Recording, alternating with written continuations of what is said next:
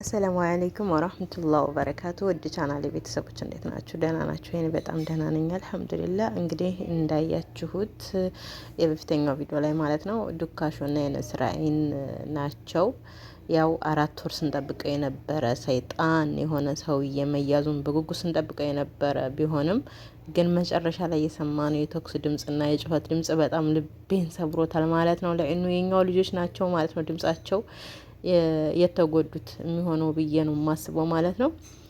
የልዑልን ድምጽ ነው የመሰለኝ ወላሂ እኔ እንጃ እምባዬ እስካሁን ድረስ ያኔ ተጨናንቅ ያለው በጣምና ብቻ ለኸይሩን ነገር ያሰማን። እነሱ መጥፎ ቦታ ላይ ነው አቁመው ጸጥ ያሉን ማለት ነው። ቢያንስ ኮሚኒቲ ላይ እንኳን እኛ ደህና ነን የሚል እንኳን ጽፎ ቢያስቀምጡልን ደስ ይለን ነበር። ያው ነገ ደርሶ ደግሞ እስከምንሰማ ምንነቱን እስከምናውቅ ሁላችንም ጭንቀት ነው እርግጠኛ ነኝ ማለት ነው። ኮሜንት ላይም እንደማየውና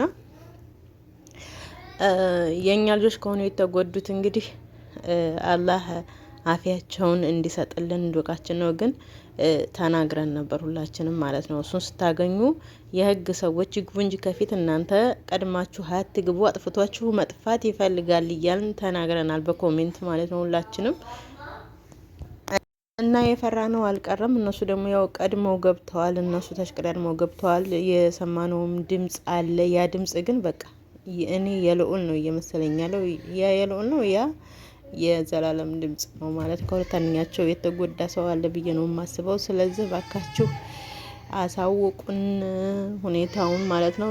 በዛ ላይ ደግሞ ዱዓና ጸሎት ማድረግ አለብን እስላም ክርስቲያን ሳንል ማለት ነው። እነዚህ ልጆች ያስፈልጉናል ከማንም ከምንም በላይ ለኢትዮጵያ የሚያስፈልጓት ልጆች ናቸውና አላህ ከሁሉም ነገር በሰላም ያወጣችሁ። ስንጠብቀው የነበረውን ነገር በሰላም እንዲጠናቀቅልን ነበረ ስንጸልይ የነበረው፣ ግን በችግር ላይ ነው።